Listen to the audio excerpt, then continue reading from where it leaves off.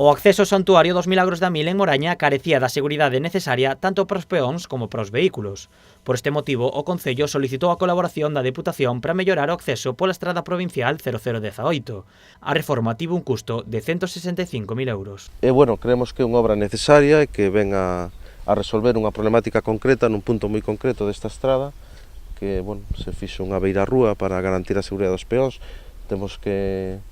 Entendemos que é unha zona onde ven moita xente polo tema do santuario e era moi necesario unha beirarrúa perfectamente dimensionada neste tramo. A alcaldesa resaltou a importancia para a parroquia desta obra. Unha obra que era moi prioritaria para o noso concello, sobre todo aquí nesta parroquia de Amil, unha carretera provincial de moito tránsito para estes veciños e que xa fai uns cuantos anos que este taluz se resentira, había unhas grietas, había na zona dunha acera que había anteriormente por esta marxen da carretera se estaba grietado, se estaba o terreno moi perigoso e que afectaba así o que era o tránsito peatonal e máis o tránsito de vehículo rodado, non? A reforma tivo unha gran dificultade debido ás características do contorno. Era unha obra de gran envergadura porque, coa dificultade que ocasionou, sobre todo polo tema da obra aquí cun taluz dunha gran altura, con un río, cun un saneamento tamén que teñamos que hubo que